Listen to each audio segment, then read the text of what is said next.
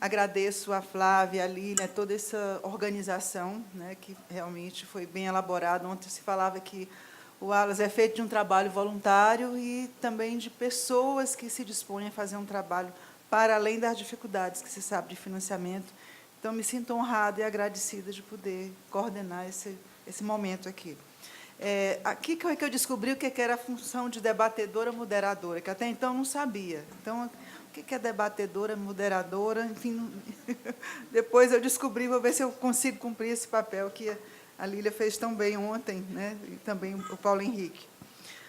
A nossa sessão se chama Estados, Políticas Públicas e Neoliberalismo na América Latina. Na realidade, nós vamos continuar o debate de ontem, porque a gente percebe que as mesas elas se dialogam entre si, os painéis.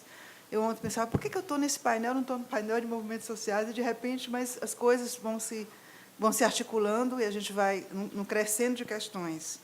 Bom, para compor essa sessão, nós temos, como palestrante, professora Andréa Carolina Gimenez, da Universidade Nacional da Colômbia, o professor Carlos Eduardo Martins, que, infelizmente, não pôde estar conosco, portanto, o professor José Vicente vai ampliar a sua função de debatedor e expositor também, que eu acho que tem muitas interlocuções a fazer com a Andréa, e eu que vou, enfim, cumprir essa função. Como de praxe, eu vou falar um pouco sobre cada um dos participantes. Tá? Você vê, tão organizado o encontro que a Flávia já facilitou o trabalho, apresentando um pouco do resumo do currículo dos participantes.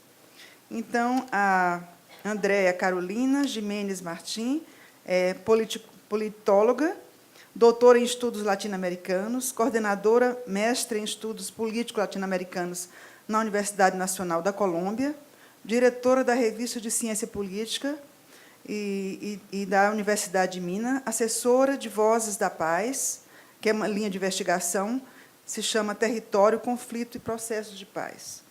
O professor José Vicente, já conhecido de todos nós, mas não custa nada reiterar o seu já conhecido e longo currículo. Eu vou fazer um resumo, porque é uma página.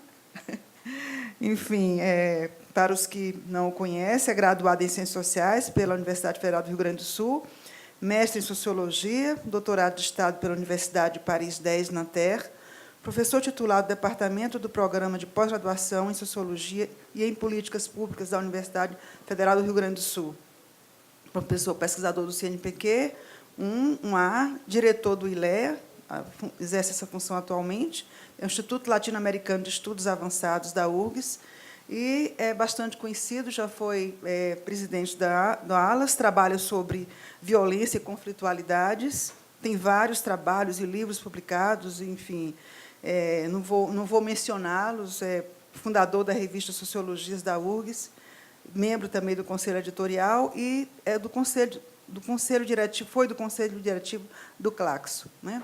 O professor Zé Vicente tem um longo papel nessa trajetória do ALAS e dos estudos latino-americanos, já conhecido de todos nós, e hoje vai fazer uma boa interlocução, imagino, com esse tema da conflitualidade dos territórios de paz no Brasil e também a experiência da Farc na Colômbia. Então, André, você pode iniciar. Eu acho que é 20 minutos para cada expositor, é isso? Mesmo com ausência? Ah, sim. Teremos um pouco mais, talvez, de tolerância, porque não é muito fácil fazer esse território de paz aqui. O tema é muito complexo. 20 minutos? Sim, um pouquinho mais. Sim. Tu me lembra? Não sou um bom macaco. Bom. Buenos días. Para mí es un motivo de alegría poder compartir con ustedes algunas ideas que hemos venido construyendo en Colombia sobre lo que representa el proceso de paz. Entonces, en este sentido, quiero agradecer a todos los organizadores, especialmente a la profesora Flavia por la invitación. Bueno, el panel, como ustedes saben, se titula Estado, Políticas Públicas y Neoliberalismo en América Latina, y yo, justamente un poco por la coyuntura que estamos viviendo en el país, quiero interpelar estas tres categorías, Estado, políticas y neoliberalismo, a la luz del acuerdo. Más despacio. Más despacio. inicio de nuevo? No. Claro, no. Disculpa, yo hablo bastante rápido en todas las circunstancias. Claro. No, les decía que quisiera interpelar un poco el tema del Estado, las políticas públicas y el neoliberalismo a la luz del proceso de paz que estamos viviendo en Colombia en esta coyuntura. Un poco la idea general que quisiera proponerles es que en efecto el fin del conflicto armado implica una reorganización del Estado colombiano. Pasar de la idea de un Estado contrainsurgente a un Estado que debería pensarse en un escenario de construcción de paz. Ahora, esa reestructuración del Estado no implica que el acuerdo final sea antineoliberal. Yo creo que eso es importante precisarlo desde el inicio. No es un acuerdo que le pone fin al neoliberalismo, pero sí es un acuerdo que abre unas condiciones de posibilidad para la disputa antineoliberal y, si ustedes me permiten el optimismo en el horizonte político, incluso para pensar la construcción de un proyecto anticapitalista en el marco de la transición que se abre en Colombia. Entonces, desde ahí quiero como proponerles 4 ideas gruesas. Si vuelvo a subir la velocidad, me dicen y divago un poco. Sí. Bueno, quiero proponerles 4 ideas entonces. Una más macro sobre la paz como punto de inflexión en la historia política reciente del país, una segunda sobre los acuerdos de paz y el potencial transformador, una tercera que es justamente la que estamos viviendo en este momento sobre los difíciles caminos de la implementación del acuerdo final, y una última sobre el movimiento social popular colombiano, el tránsito de las FARC-EP a la vida política y lo que hemos venido denominando en Colombia un nuevo momento constituyente. Bueno, inicio entonces por la primera idea sobre la paz como un punto de inflexión en la historia política reciente del país. Yo creo que lo primero que habría que señalar es que la firma del acuerdo final entre el gobierno de Juan Manuel Santos y la guerrilla de las FARC-EP marca una ruptura en la historia política de Colombia. Y ya me voy a explicar por qué. Para los colombianos el conflicto armado se constituyó, si ustedes me permiten la expresión, en un eje ordenador de la dinámica social colombiana. Y en este sentido creó un sistema de valores, un tipo de institucionalidad, un tipo de poder político, si ustedes quieren, de ahí que el fin del conflicto implique una profunda transformación para el caso colombiano. Reconocer esto nos aleja de una de las interpretaciones que desde las clases dominantes ha querido imponerse recientemente, y es que el fin del conflicto simplemente es la dejación de las armas por parte de las FARC.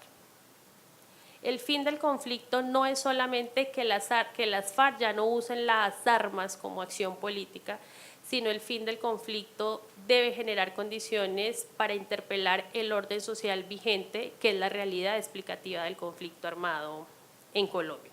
Entonces, esto es muy importante que lo tengamos presente. Yo solo voy a señalar, por razones de tiempo, algunas ideas que nos permitan entender por qué el conflicto armado estructura el sistema social en su conjunto en Colombia en las últimas 5 o 6 décadas. Hay un primer elemento y es una categoría que se ha venido trabajando en Colombia, y es que el conflicto armado permitió la consolidación de algo que nosotros denominamos el Estado contrainsurgente. Entonces, el Estado colombiano ha actuado políticamente desde una lógica contrainsurgente. Eso particularmente ha afectado mucho la dinámica de la conflictividad social y de los movimientos sociales. Los movimientos sociales en Colombia han sido criminalizados y perseguidos bajo el discurso de la lucha contrainsurgente.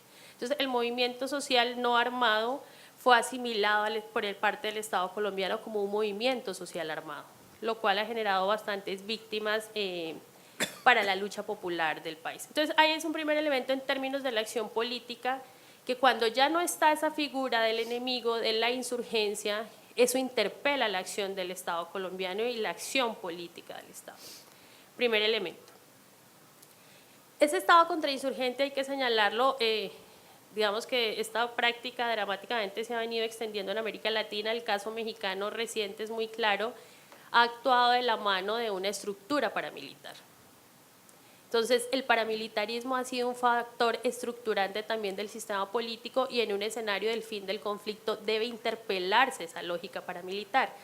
De ahí que el acuerdo final, uno de los elementos que trae es una reforma constitucional. Vean ustedes que puede parecer un poco extraño, pero la forma como el paramilitarismo ha estructurado el Estado colombiano condujo a que uno de los elementos del acuerdo es que se deba prohibir constitucionalmente el paramilitarismo en el país.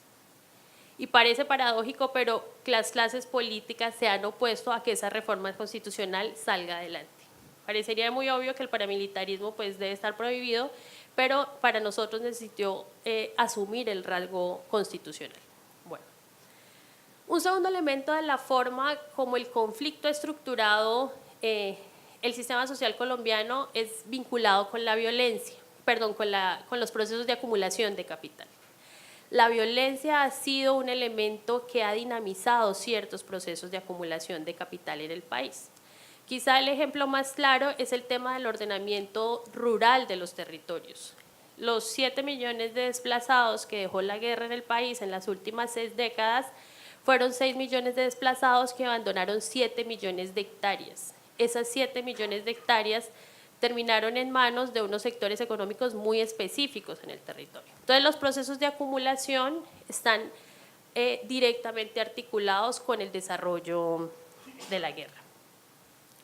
Y un tercer elemento que uno pudiera señalar es que la guerra ha ordenado el territorio colombiano.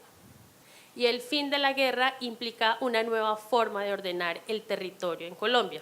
Por razones de tiempo no puedo como extenderme a explicar cómo operaba esa organización, pero lo dejo ahí mencionado. Estos elementos entonces nos ponen en una situación de comprender que en tanto la violencia es un elemento constitutivo del Estado colombiano, el fin del conflicto armado debe interpelar la forma como se ha organizado el Estado y el sistema social en su conjunto. Esa es como la primera idea general que quisiera señalar y la señalo porque sé, y yo he escuchado incluso algunas interpretaciones aquí en Brasil sobre el conflicto colombiano, que a veces solamente se privilegia el tema de la entrega de las armas, que las FARC han sido muy claras que no se trata de una entrega, sino de una dejación. Esto no es simplemente un asunto de cuál categoría es más adecuada. Las FARC han insistido en que se trata de una dejación, tanto fue una decisión política de las FARC de dejar las armas. No las entregaron producto de una victoria militar del Estado colombiano, sino las dejaron producto de una decisión política de pasar a ser política sin armas. Bueno, primera idea. Segunda idea, los acuerdos de paz y su potencial transformativo. La idea general que quiero proponer aquí es que la firma de los acuerdos de paz abre escenarios de posibilidad para organizar de una forma más democrática el país. ¿Con esto qué quiero decir? Que los acuerdos de paz, digamos, no son las transformaciones posibles y deseables. Que en el acuerdo de paz se agota la agenda del movimiento popular, pero sí genera unas condiciones diferentes para la dinámica social, para la conflictividad social y para la vida misma de muchos pobladores, particularmente en los territorios rurales. Yo les voy a comentar muy rápidamente el acuerdo para aquellos que no han tenido posibilidad como de acercarse un poco. Es un documento muy extenso, son 364 páginas, yo las voy a resumir en 5 minutos. Sé que es un poco arbitrario de mi parte, pero para que ustedes tengan solo el marco general. El acuerdo se compone de 6 puntos. El primer punto quizá es la columna vertebral porque fue la lucha, digamos, que estimuló el surgimiento de las FARC y sostener las FARC, que es el tema de la reforma rural integral. ¿Qué persigue el punto 1? El punto 1 persigue la democratización del acceso a la tierra. Y la democratización del acceso a la tierra y una transformación en las condiciones del ordenamiento rural.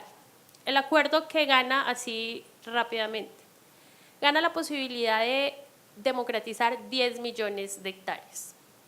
3 millones son tierras nuevas, 7 millones son tierras que los campesinos no han podido titular, que los paramilitares o ciertos grupos económicos despojaron, y entonces que 10 millones de hectáreas vuelvan a los campesinos y a los pequeños productores. El acuerdo también busca en el tema rural transformar un poco el rezago entre ciudad y campo, y es generar unas condiciones de vida digna o de buena vida. Las FARC particularmente asumieron la categoría del buen vivir y dijeron, con el punto 1 esperamos generar unas condiciones de buena vida para la población. Entonces, el punto 1 es muy importante porque tiene todo el tema de tierras y democratización del mundo de lo rural. El segundo punto, ¿qué persigue? Persigue todo el tema de participación política y apertura democrática. Aquí básicamente son 3 asuntos. 1, generar garantías de seguridad para el ejercicio de la oposición política. Ustedes saben que en Colombia el nivel de asesinatos de los líderes sociales es muy alto. El último informe de la Defensoría señala que desde enero del 2016 han asesinado 160 líderes y lideresas sociales. Entonces, el punto 2 lo que dice es, por favor, garantías de seguridad para el ejercicio de la oposición política, que no asesinen, desaparezcan o amenacen a las líderes y las lideresas sociales, particularmente de los movimientos sociales y defensores de derechos humanos. Ese es el primer componente del punto 2. El segundo componente es todo el tema de participación ciudadana. Puede también parecer muy obvio, pero las FARC discutieron, hay que generar una nueva ley de participación ciudadana que le dé garantía a la protesta y a los movimientos sociales. En Colombia la protesta y la movilización social no se reconocen como expresiones de la participación ciudadana. Aquí lo que estamos diciendo es la movilización social y la protesta son formas de participación ciudadana y hay que reconocerlas. Y el tercer componente, que ahorita más adelante les voy a comentar, ha sido de los más difíciles, es toda la reforma al sistema electoral. El sistema electoral colombiano estimula bastante lógicas clientelistas, lógicas gamonales, presidencialistas, y se planteó la necesidad de la reforma al sistema electoral. Esos son como a grandes rasgos los 3 grandes componentes del punto 2 del acuerdo. El tercer punto del acuerdo se llama fin del conflicto, y este tiene 2 componentes. Por un lado, fin de la confrontación armada, cese bilateral y definitivo del uso de las armas por parte de las FARC y la confrontación y la persecución por parte del Estado, y por el otro todo el componente de reincorporación política de las FARC a la vida civil, reincorporación social, económica y política. Ahí hay una cosa interesante porque las FARC están desarrollando todo un proyecto de cómo los guerrilleros que realmente son, y las guerrilleras son campesinos y campesinas, empiezan a generar unas condiciones de ordenamiento territorial diferente. Hay unas propuestas de economía solidaria muy interesantes, yo no tengo tiempo de explicarlas, después de pronto en el diálogo podemos ahondar, y está el componente de la reincorporación política. Ese ahorita se los voy a mostrar, pero la reincorporación política es cuáles son las garantías que le damos a las FARC para que participen en la vida política legal democrática, entonces tanto como partido político y su representación en el Congreso. Luego viene el cuarto punto del acuerdo, que es el tema de la solución a las drogas de uso ilícito. Ahí hay 2 componentes, un componente de salud pública y otro componente que es el combate al narcotráfico. Vean ustedes que acá hay un elemento muy interesante. El discurso del Plan Colombia, si ustedes lo recuerdan, fue el discurso de que las guerrillas eran narcotraficantes, todas las guerrillas eran narcoterroristas. Paradójicamente, si ese discurso hubiese sido cierto, con el fin o el retiro de las guerrillas de las FARC de los territorios, debería haber disminuido el número de hectáreas de coca sembrada. Ha aumentado en 100.000 el número de hectáreas de coca sembrada desde que las FARC ya no tienen el control territorial. Entonces, el discurso del narcoterrorismo hoy, con la implementación real del acuerdo, se le desbarató a ciertos sectores de la clase dominante y particularmente a la política de seguridad estadounidense. En Colombia, yo ahorita ahondo un poquitico, pues, si me regalan 10 minuticos más en eso. Sí, sí. Que ya me quedan solo 4. Bueno. Luego va el quinto punto, que es acuerdo sobre las víctimas del conflicto. Este acuerdo tiene un componente muy importante que es todo el tema del sistema integral de verdad, justicia, reparación y no repetición, incluyendo el tema de la Jurisdicción Especial para la Paz. Este ha sido uno de los temas más sensibles porque lo que persigue la Jurisdicción Especial para la Paz es que se puedan identificar los responsables políticos y económicos de la dinamización de la confrontación armada. Desde el Estado colombiano se ha construido un imaginario que la confrontación armada ha sido un asunto de actores armados, es decir, ha sido un asunto de guerrillas y fuerzas militares.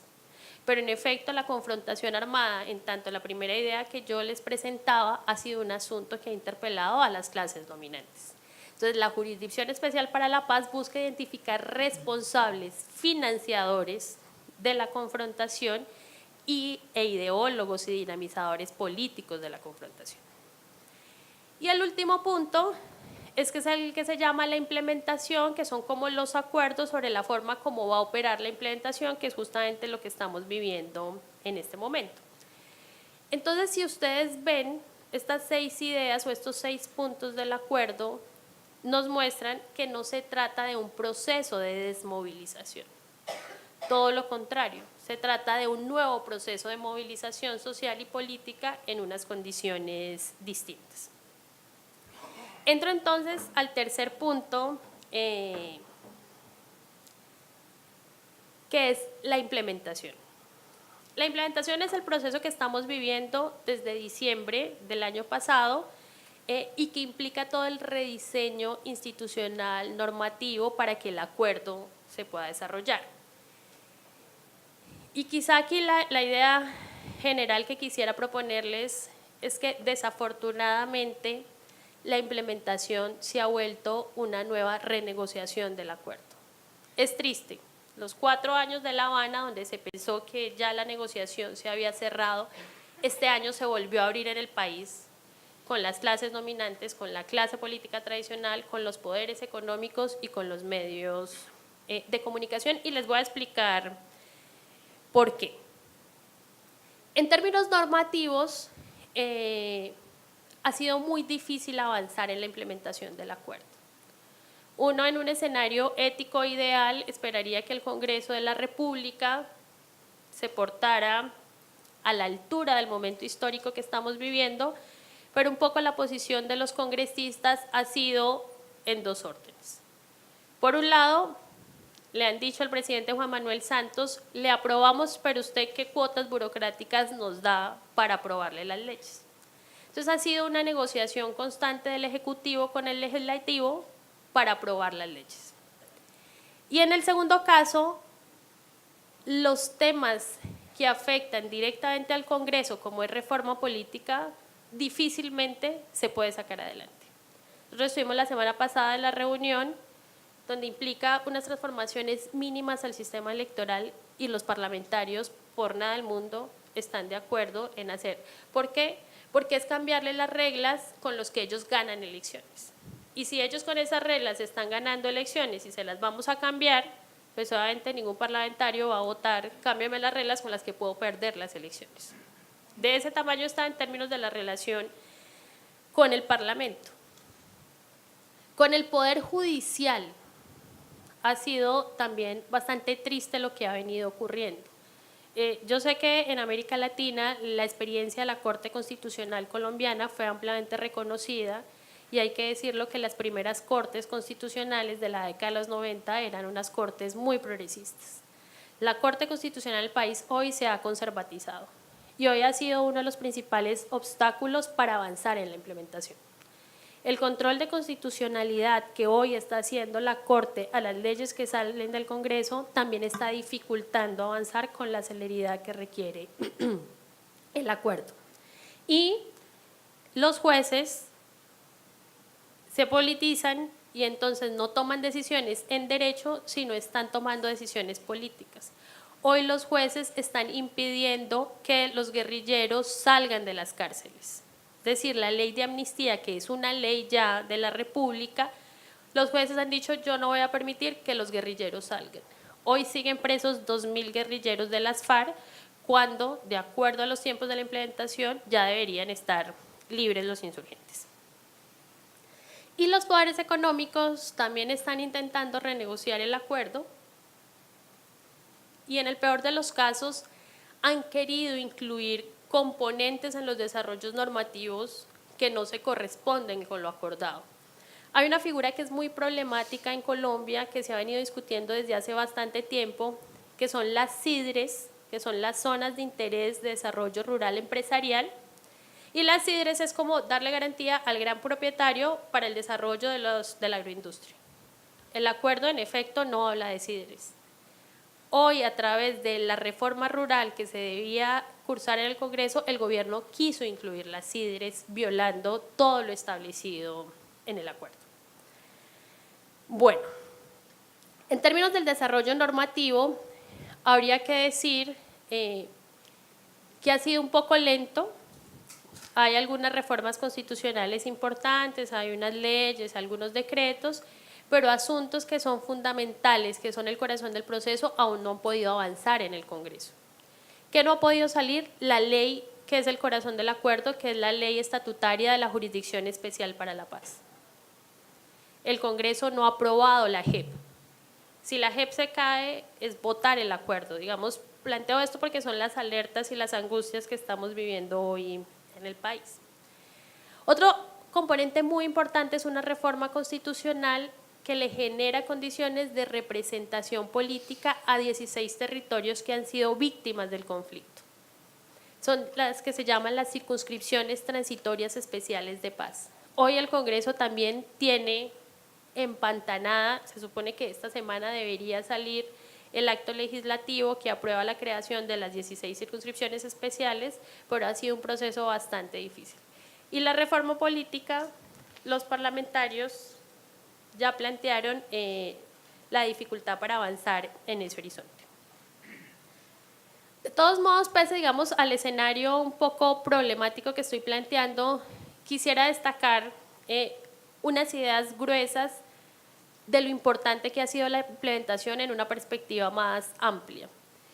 Yo creo que la sociedad colombiana se está moviendo y los imaginarios de la sociedad colombiana se están moviendo. El cumplimiento, porque hay que decirlo de esa manera, de las FARC, de la dejación de las armas, del traslado a las zonas veredales, ha permitido que sectores de la sociedad colombiana que eran bastante herméticos a reconocer el carácter político de las FARC hoy lo reconozcan, y yo creo que eso es una ganancia para la democracia, para movernos y para la reconciliación. Hay un segundo elemento que creo que es muy importante y es que la sociedad se está dando cuenta que los problemas y los conflictos que vivíamos no eran responsabilidad de las FARC. Nosotros durante 50 años nos dijeron que todos los problemas eran de las guerrillas y hoy que las guerrillas ya no están, digamos, en confrontación directa, los problemas de violencia por la lógica paramilitar siguen estando presentes en los territorios, los problemas de narcotráfico siguen estando presentes en los territorios. Entonces la sociedad está pudiendo comprender que el problema de Colombia no eran las guerrillas, que el problema de Colombia es el orden social vigente que tenemos y que Falsborda caracterizó de manera muy clara en la década de los 60 como esa profunda grieta estructural que tenemos en el sistema colombiano. Y la última idea que no la alcanzo a desarrollar bien porque ya se me acabó el tiempo y la dejo simplemente enunciada, es entonces la relación del movimiento social popular colombiano, las FARC y el nuevo momento constituyente. Miren, más o menos desde el 2010 ha venido cobrando en Colombia la idea de que asistimos a un nuevo momento constituyente. Y particularmente fue la emergencia de dos grandes procesos de articulación y movilización social que son la Marcha Patriótica y el Congreso de los Pueblos. Son quizá hoy las dos plataformas políticas más importantes del país. Estas plataformas en efecto han buscado una solución negociada del conflicto, pero algunas de ellas han planteado las limitaciones del acuerdo. Y en efecto el acuerdo, como lo dije al inicio, no resuelve ni el neoliberalismo, mucho menos el capitalismo, pero creo que hay que dejar una idea clara y es que el acuerdo genera unas condiciones para que se intensifique la conflictividad social en el país bajo unas condiciones diferentes.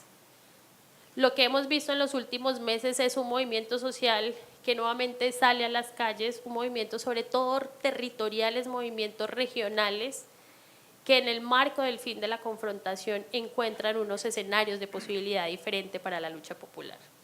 De ahí que la garantía de que la implementación del acuerdo se desarrolle respetando el espíritu del mismo está en el movimiento popular en este momento en Colombia.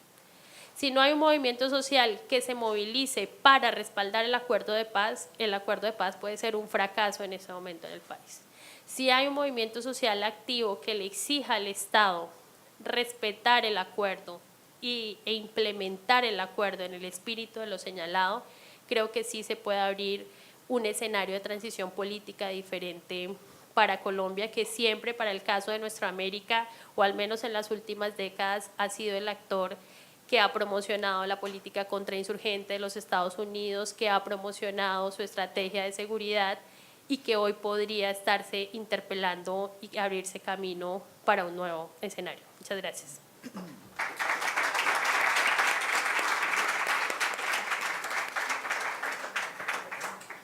Graças, André. Passa agora a palavra ao professor José Vicente. Eu quisiera agradecer a los organizadores, a la profesora Flávia y todo su equipo.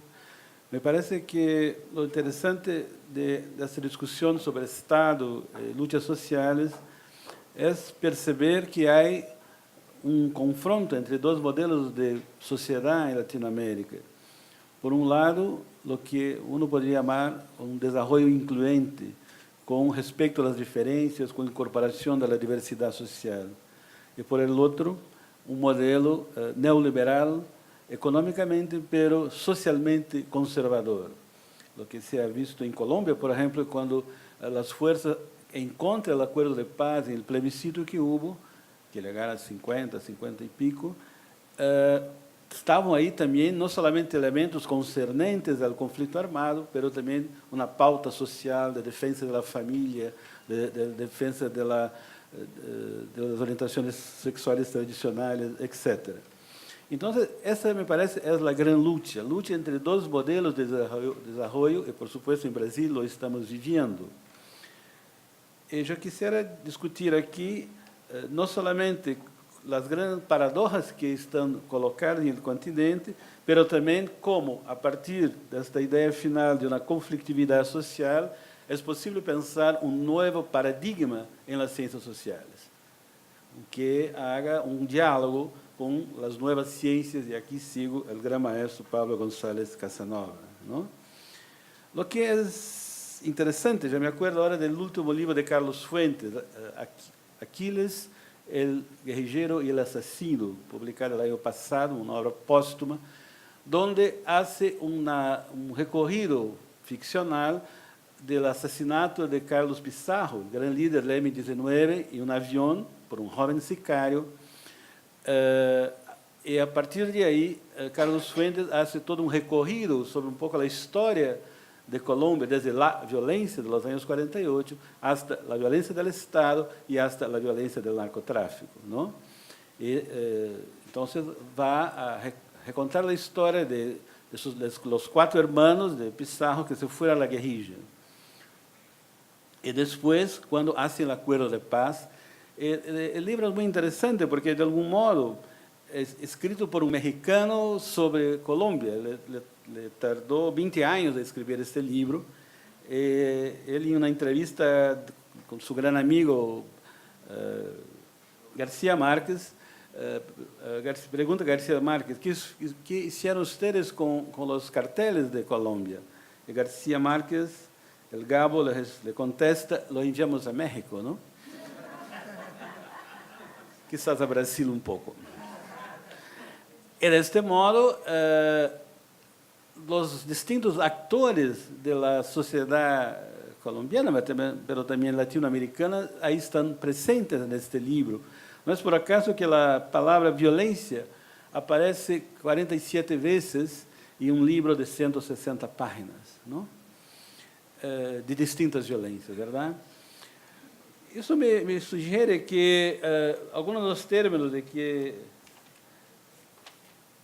presentados entonces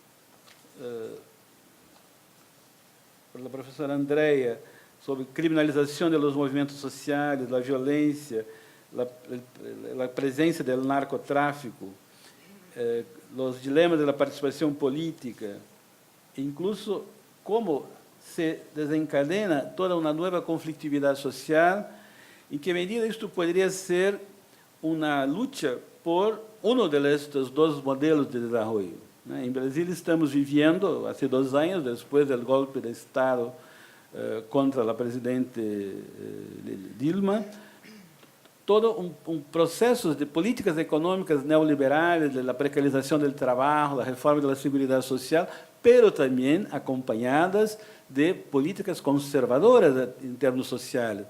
La idea de familia, la idea de estatuto del nascituro, la definición en contra la reglamentación de las tierras indígenas, recién aprobada por el actual impostor, la cuestión de sacar de un órgano de Estado la legalización de las tierras indígenas y de los quilombolas, de sus descendientes de escravos marroneros, ¿no?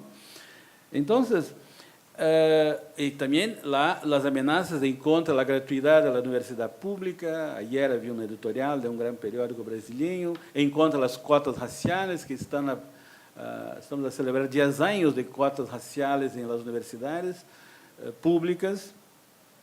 Todo esto, de algún modo, está en la orden del día de movimientos muy conservadores. Hay un candidato de extrema derecha, que lo que me parece bien, porque ahí uno puede mirar en face las personas que tienen estas ideas, ¿no? Ayer uno de estos propuso una criminalización del marxismo, ¿no? Simplemente. Entonces, este embate se hace en el Congreso, lo que uno percibe que hay una puña política que va a ser resuelta, en caso de Brasil, el año próximo, en las elecciones. Por lo tanto, este modelo de desarrollo incluyente de Bolivia, Ecuador, Brasil, de la Argentina de Kirchner, de la Nicaragua del primer momento, del chavismo del primer momento, del episodio de Lugo en Paraguay, esto se fue desarrollando en los 10, 15 años. Eu me acuerdo dos fóruns sociais mundiais, né, que começaram em Porto Alegre, lá em 2001, Preciada estava, e alguns outros, Flávia. E me acordo de um muito interessante que aconteceu em Belém do Pará, onde estavam os 5 grandes, não? Kirchner, Lula, Chávez, del Ecuador e Evo, não? E era muito impressionante, porque na mesma sessão havia como 500 representantes das nações indígenas de todo o continente. Este modelo, então, é contestado por um outro modelo que, de algum modo, já existia em Latinoamérica, seja em Chile de Piñera, seja em México de los governos sucessivos, seja em Colômbia, com Uribe, por exemplo, seja em Peru, não? Então, de verdade, teníamos um pouco a ilusão que havia uma movida solamente em uma direção. É verdade, sempre houve, no continente, esta competência entre 2 modelos de desenvolvimento. E a questão, então, é em que medida se pode apostar em las lutas sociais que, em meio dos dois, no interior de los 2 tipos de sociedade, se han movimentado. O movimento sindical, que mesmo que bastante enfraquecido em alguns países, continua importante, os movimentos por la vivienda urbana, os movimentos por la tierra, o movimento feminista, o movimento negro, o movimento indígena, os movimentos altermundialistas contra a hegemonia, representados pelo Fórum Social Global. Incluso em Brasil, por exemplo, houve algo muito importante em junho de 2013, de março a junho, uma série de mobilizações por la mobilidade urbana, por os direitos à educação e à saúde, onde houve uma presença importante dos jovens, que de 10.000, um movimento que começou em Bahia, chamado Busão, se me acordo bem, e que depois chegaram a 1,5 milhão de pessoas nas calles. Isso demonstra que há uma conflitividade social organizada y que nos permite pensar más allá del presente y más allá de las contradicciones del presente. Por ejemplo, en el caso de Colombia, la cuestión de la violencia de los años que incluso marca el inicio de la sociología en Colombia. En la última década, Colombia era el ejemplo para muchos en Brasil, y creo en otros países, que intentaban hacer un otro modelo de seguridad ciudadana, ¿no? Con los observatorios de prevención de la violencia y los pactos por la paz en Medellín y Bogotá. ¿Verdad que en este pacto estaba incluido el narcotráfico, ¿no? Lo que certamente es un problema que va a venir el día después del acuerdo en Colombia. ¿Qué hacer con el narcotráfico, ¿no?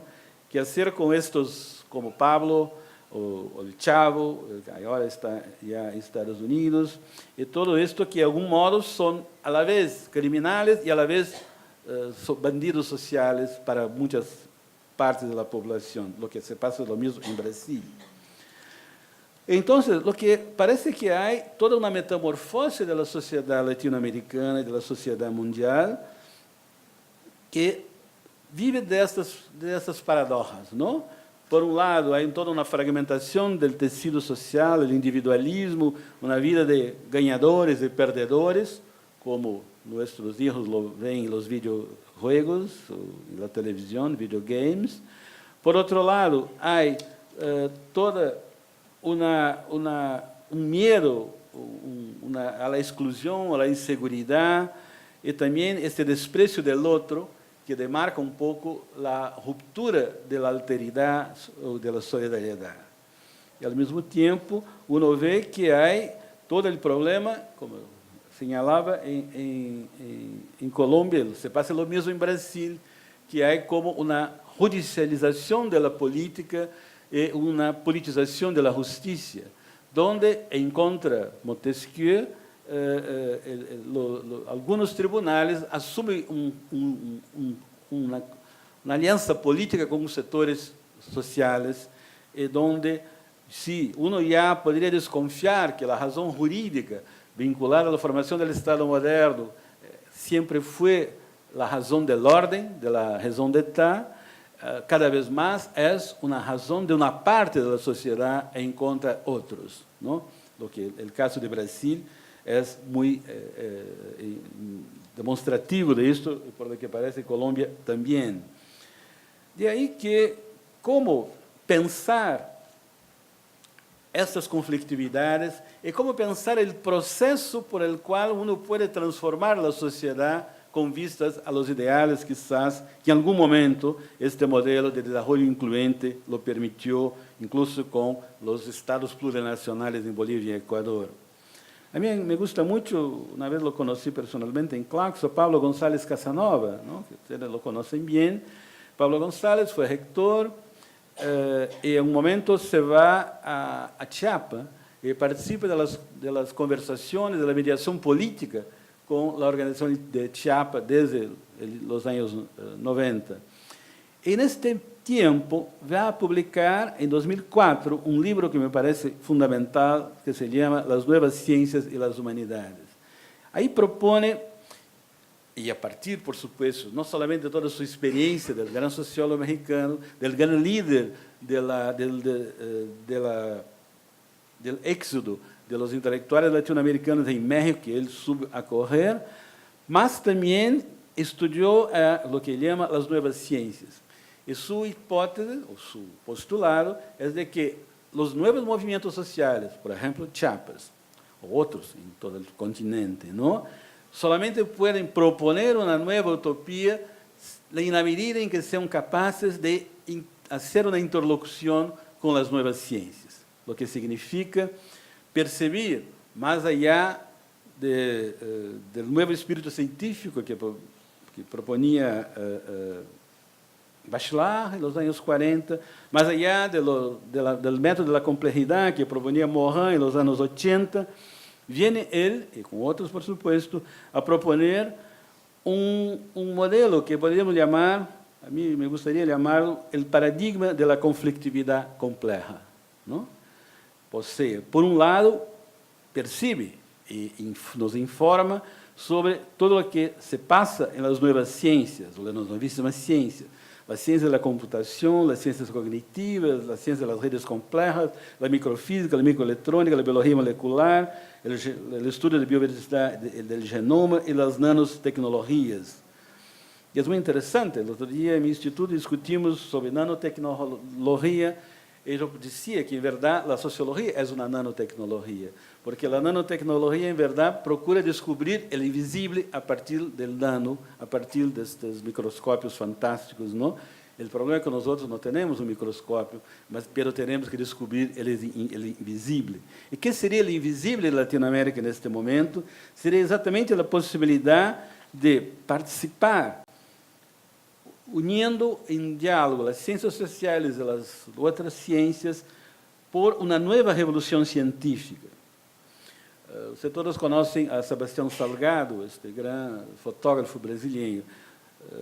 Estuve en Porto Alegre el año pasado. Él decía que publicó un libro llamado Los Trabajadores, ¿no? Y otro llamado Éxodos, o las migraciones internacionales. Este libro, donde retrata de alguna manera una miséria do mundo, una miseria de todo el mundo, ¿no? Dice Sebastián en su libro que salió muy trastornado de todo esto, muy desquiciado. Y entonces, a partir de ahí, propone un nuevo proyecto, que este es su último libro, que se llama Génesis, ¿no? Que exactamente se fue al mundo, se fue a los lugares más recónditos del planeta para ahí descubrir la génesis de un nuevo mundo.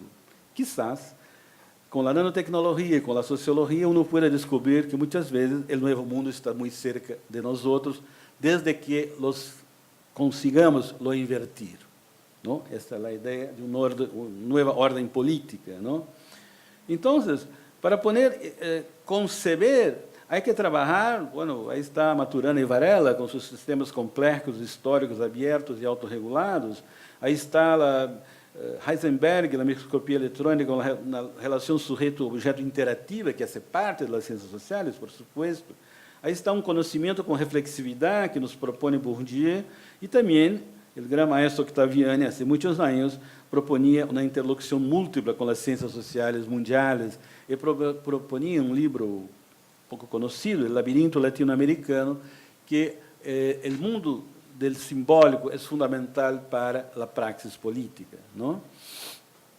Entonces, ¿cómo conseguir hacer esta lucha social por un nuevo conocimiento y por un nuevo mundo, ¿no?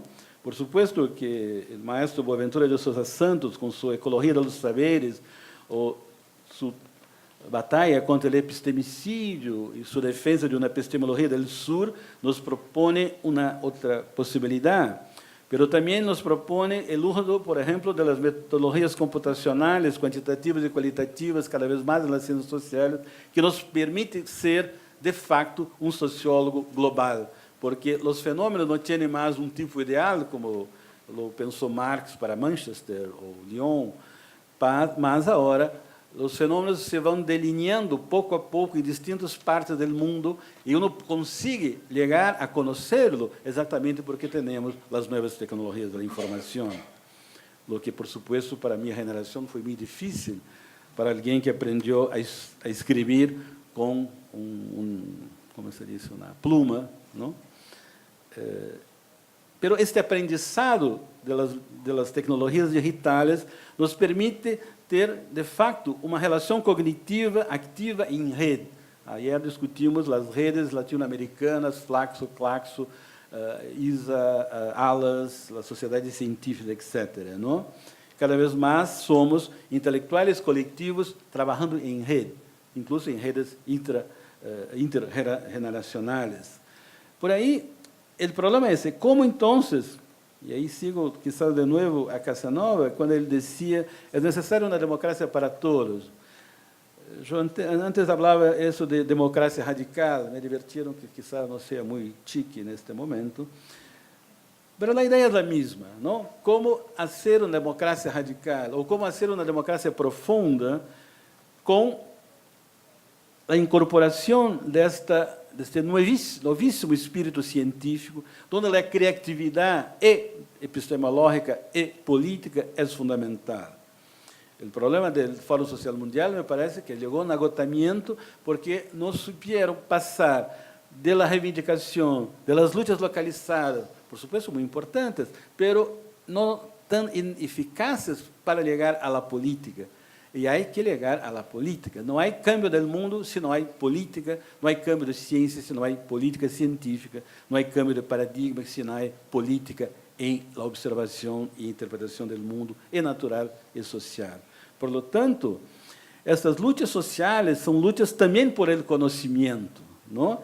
São lutas que intentam, de algum modo, ir em contra esta possibilidade de um ciclo neoliberal economicamente e socialmente conservador e politicamente criminalizador dos movimentos sociais, para proponer algo novo. Dizia Casanova, proponer uma democracia profunda, uma democracia para todos, com participação, liberdade, igualdade, fraternidade, diferença e respeito à dignidade humana, com reconhecimento de todas as diversidades, das diferenças, e com a ideia de que, afinal, deve haver uma complementariedade entre a democracia representativa e a democracia participativa, e com todos os avatares que há na democracia participativa em Brasil e no mundo.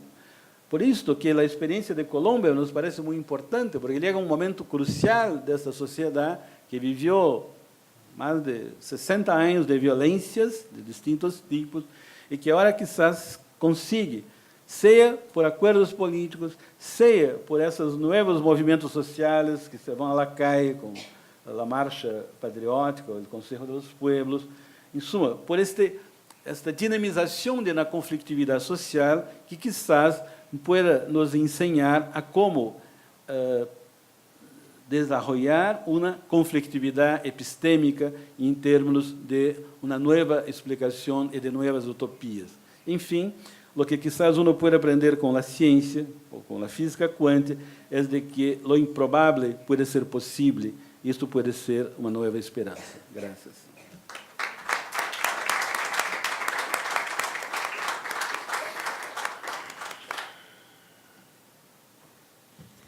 Bom, eu vou tentar ser um pouco rápido nessa função de moderadora, debatedora, mas eu tinha preparado, assim, rapidamente, uma reflexão sobre políticas públicas e Estado no neoliberalismo e encontrar um ponto de confluência com as exposições. Então, eu queria só brevemente colocar, depois abrir o debate ao público.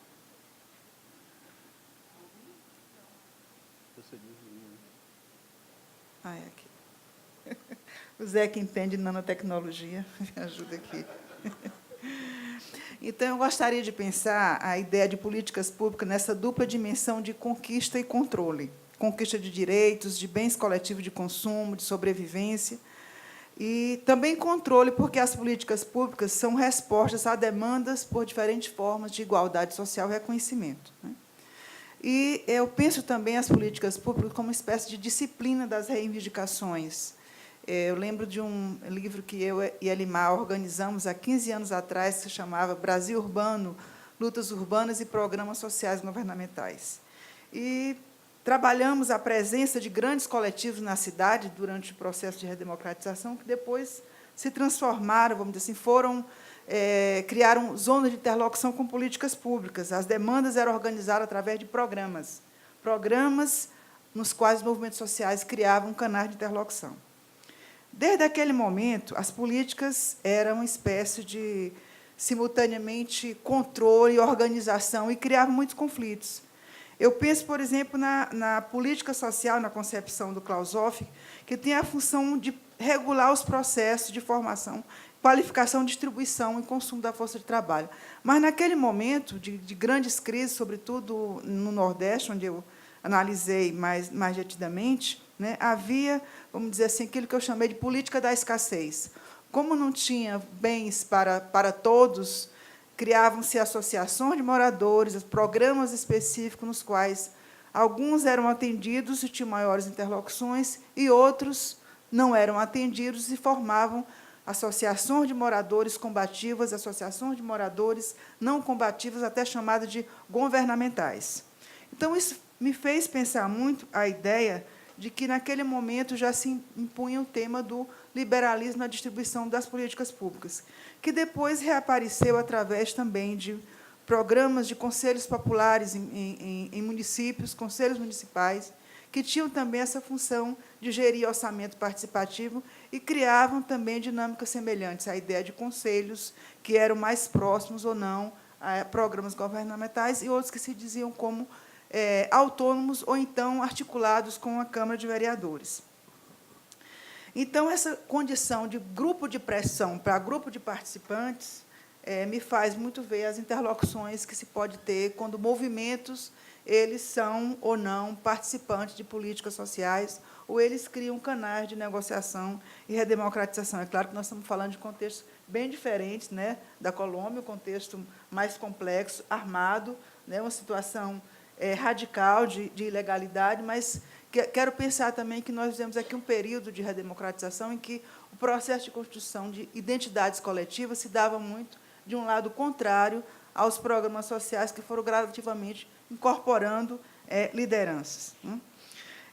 Do ponto de vista também urbano, chamados processos de revitalização ou a legalização de terras, ou então os chamados invasores urbanos, eles também repõem o tema da legalidade. Hoje nós temos muitas situações de chamada de invasões no espaço urbano que estão em disputa com o capital imobiliário, e isso cria problema muito sério dessa zona também, dessa interlocução entre aceitar uma mudança para conjunto habitacional, ou permanecer, ou lutar, e também, às vezes, tem conflitos, e não são conflitos armados dessa natureza, mas também tem conflitos, alguns dos quais, recentemente, em Fortaleza, redundou numa morte, no assassinato de alguém que se pôs como voluntário, defensor daquela situação de ocupação de uma terra que era de propriedade pública.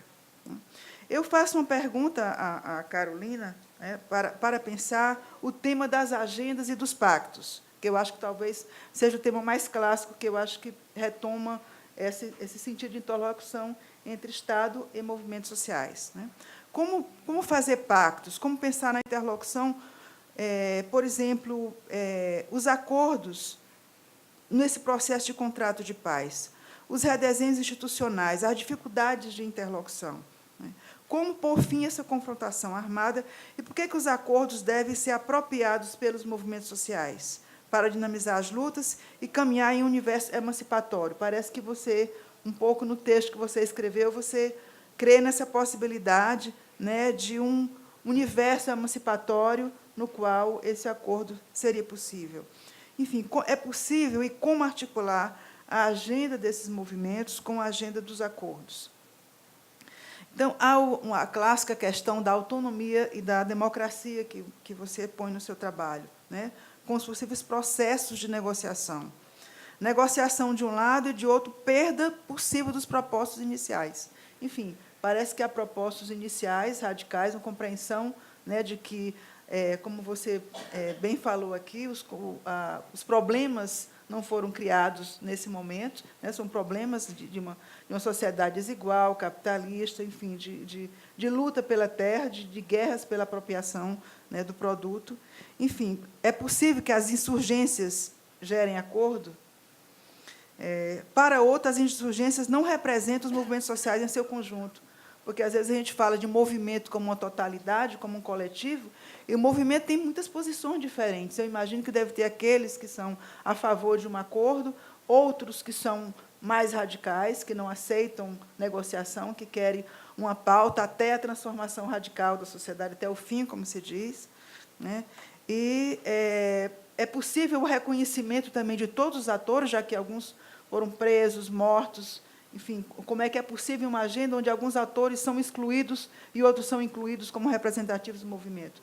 Que é isso que, normalmente, as políticas estatais fazem, né? Reconhecem alguns atores dos movimentos e desconhecem outros.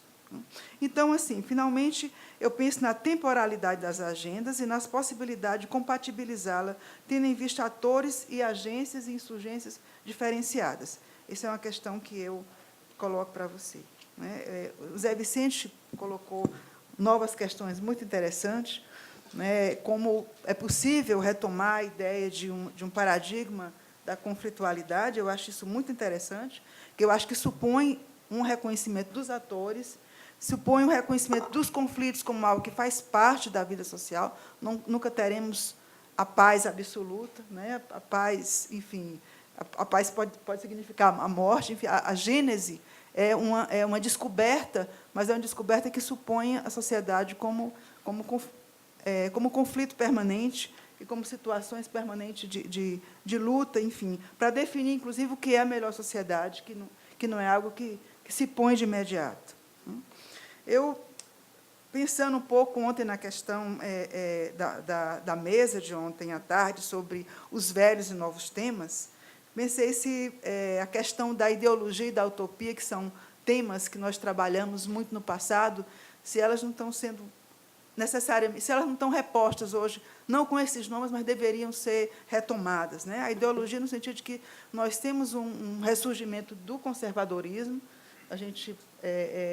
isso é mundial, não é só local, né? Isso aparece muito fortemente, e a ideologia, que é um tema que a gente deixou de lado, é a noção de utopia também, que não apareceu com essas palavras, mas, no fundo, essa ideia da gênese pode ser um pouco isso que o Zé Vicente falou, né, de uma utopia de encontrar, né, nos lugares mais recônditos, que Sebastião Salgado tenta descobrir alguns elementos novos que estão em situações arcaicas e escondidas, e eu acho que essa ideia de esperança e de liberdade presente nesse paradigma que o Zé Vicente trouxe aqui para a gente discutir, eu acho que, enfim, dá um ânimo na gente nesse momento de tanto desencanto.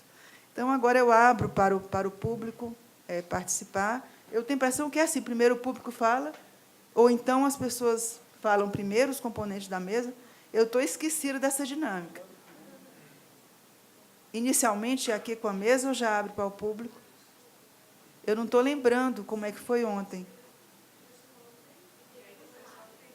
Então, vocês respondem e depois abrimos para que o público faça novas perguntas. Então, inicia para você, Andrea. Bueno, yo creo que la pregunta que planteaba la profesora Irlis es bastante, me permite desarrollar lo que no alcancé a desarrollar en la última idea. Y aquí quisiera señalar dos cosas un poco frente a la articulación de las agendas del movimiento social y el movimiento insurgente. Yo creo que hay que decir aquí tres cosas. Lo primero es que es bastante compleja la relación del movimiento social con el movimiento insurgente. En algunos casos y en algunos territorios es una relación muy próxima. Hace como 3 semanas estaba yo en una región que ha sido centro de la guerra, que es la región del Catatumbo, justo el día de la dejación de las armas, el 27 de junio. Y a mí me impactó mucho porque me decía una de las lideresas más fuertes del territorio que tenían mucho miedo, porque las FARC los había cuidado durante todos estos años en el territorio. Entonces, para esa organización, la Asociación Campesina del Catatumbo, ASCANCAT, la relación con la insurgencia es muy próxima y las agendas de las insurgencias y sus agendas eran muy próximas. En otros territorios, resultaba, cuando se estaba dando el debate del proceso, organizaciones muy críticas de las FARC, sobre todo el movimiento ambiental, decían, el gran problema es que las FARC han permitido, digamos, la presencia en ciertos territorios ha impedido que entre el extractivismo. Entonces, en el caso del Sumapaz era muy claro, una zona muy rica en términos de agua, donde hay proyectos de hidroeléctricas, como las FARC siempre estuvieron allá, no podían entrar. Pero entonces decían, si las FARC firman, se llena este país de extractivismo. Y en otros sectores, el movimiento social ha criticado mucho a las FARC. y se ha sentido víctima en términos de que en la lucha contra insurgente han afectado al movimiento social. Entonces no es una relación unidireccional, es una relación bastante compleja, depende del territorio, depende del proceso organizativo, hay procesos organizativos que emergen de las insurgencias, hay otros que se distancian bastante de las insurgencias, entonces no hay como una sola lectura. Sin embargo, nosotros hacíamos un ejercicio de cruzar las agendas de los movimientos sociales con las agendas del acuerdo de paz.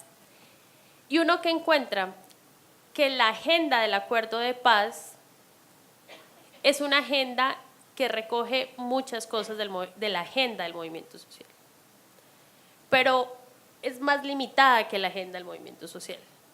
Y es más limitada por varios factores que yo siento que sectores del movimiento social en Colombia no han logrado comprender. Esa no era la agenda de las FARC, era la agenda que las FARC pudo negociar con el gobierno, que esa es una variable que a veces se olvida.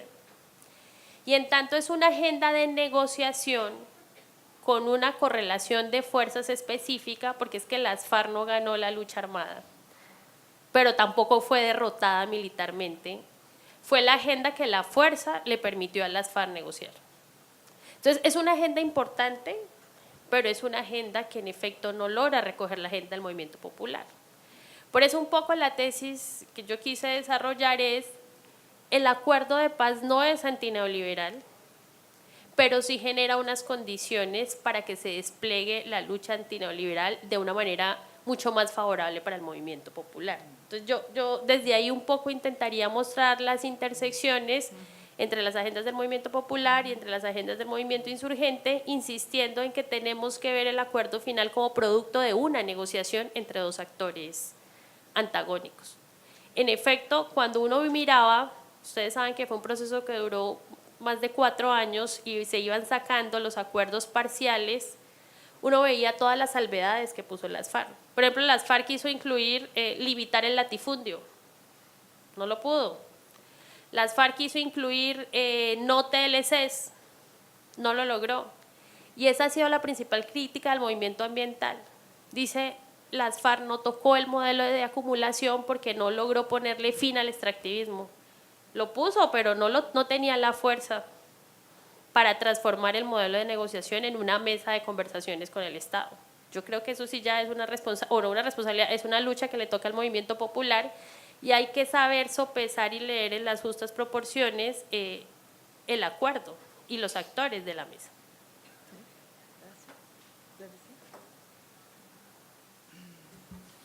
Bueno, me parece que esta idea de la construcción de una agenda es fundamental.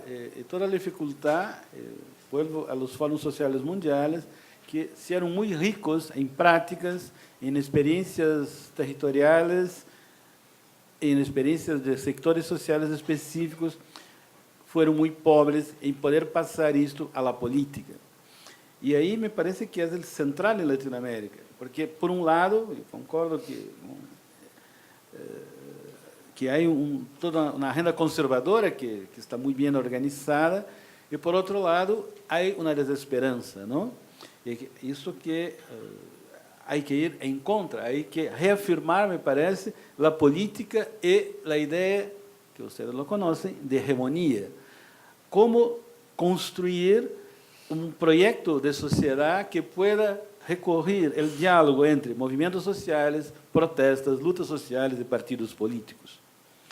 Porque si no se hace eso, uno queda enclausurado en el individualismo, en la posibilidad solamente individualista de las redes sociales, por ejemplo, y nos quedamos como el gran lectores de autoayuda, ¿no? Por el contrario, sería reafirmar la política.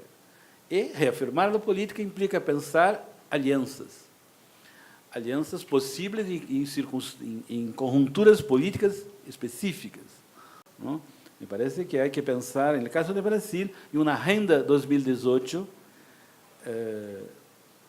porque si no se hace eso, uno fica rehén de las fuerzas conservadoras. Me parece que la tarea es reafirmar la política, pero una política de nuevo tipo, que sea capaz de hacer esta aliança de distintos interesses em prol de uma democracia profunda. Então, agora vamos abrir o debate. Eu tenho a impressão que a gente, né, pode fazer um grupo, vamos ver quantos. Então, Nora, Joanildo. Quem mais? Jaime. Adélia. Eu vou inscrever você. Quer? Não. Nete. Então, nós temos 5 pessoas inscritas. Então, abrimos para 5 pessoas e depois, se aparece mais. Então, inicia por Nora.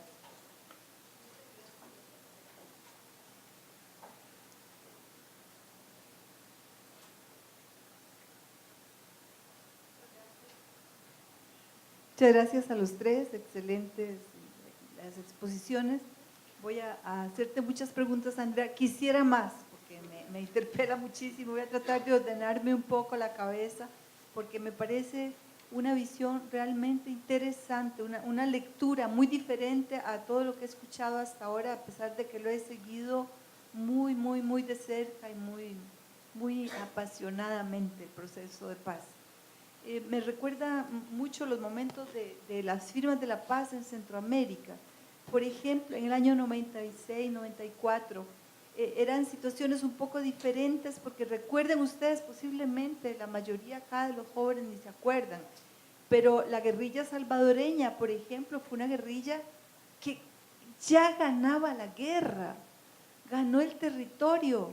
La guerrilla salvadoreña era una guerrilla triunfante, de no haber sido por la intervención de los Estados Unidos, que en el último combate reabastece al ejército salvadoreño, y ahí es donde se pierde. Pero la verdad es que la guerrilla ganó, ¿verdad? Y quedó muy claro que la guerrilla era muy fuerte y que tuvo un fuerte apoyo popular. Y aún en esas condiciones, la negociación siempre es mínima, ¿verdad? Y entonces en el caso de Centroamérica se llega a la paz, qué maravilla, después de tantas muertes, pero siempre en un contexto neoliberal y con acuerdos mínimos. Entonces esto me suscita muchas preguntas. Voy a tratar de decirte algunas. Por ejemplo, en los acuerdos de garantías, es que hay alguna visión de género, porque parece mentira, no es que las mujeres seamos necias, pero en el caso de El Salvador, no haber tenido visión de género en los acuerdos hizo que las mujeres combatientes se vieran luego en situaciones absolutamente desfavorecidas con respecto a lo que fue la reinserción de los hombres. Vean, por ejemplo, es increíble, 1/3 de los y las combatientes fueran mujeres, 1/3. Y eran mujeres que tenían que dejar los hijos, las condiciones son muy diferentes. Sin embargo, a la hora de los acuerdos de paz, la repartición de tierras, la reinserción, la garantía de cursos, etcétera, reinserción laboral, fueron hechas solo para los hombres guerrilleros. Entonces, esa es una primera pregunta. La otra, a mí me gustaría que me hablaras un poco de la diferencia, digamos, en el manejo del proceso entre Uribe y Santos. Y otra cosa que a mí me parece que es como una sensación, pero me gustaría oír tu opinión, Andrea, es que usualmente el narcotráfico ha ido penetrando los estados latinoamericanos y creando en algunas situaciones una especie de estado paralelo, disputando el monopolio legítimo de la violencia. Creo que ese es el caso en ciertas zonas en México, por ejemplo, en el caso de Ciudad Juárez, donde una de las tesis para explicar las muertes de mujeres en Ciudad Juárez es la presencia de esa fuerza militar paralela que le está diciendo al Estado, somos más fuertes que el Estado, tenemos la violencia, y esa lucha se da en los cuerpos de las mujeres, ¿verdad? Eso es lo que es una de las hipótesis que se ha lanzado, que lanza Rita Segato, sobre las muertes en Ciudad Juárez. Entonces, en el caso de Colombia, es una pregunta que te hago, si el narcotráfico no fue organizando también una especie de ese paramilitarismo que hoy día, de acuerdo a lo que estás diciendo, pareciera estar más desligado de la guerrilla de lo que el discurso mediático ha dicho. Sin embargo, quedaría una pregunta. y no fue el narcotráfico el que en los últimos años estaba financiando la guerrilla? Te pregunto, porque ese era el discurso mediático. Bueno, tengo más preguntas, pero ahí paro. Joanildo.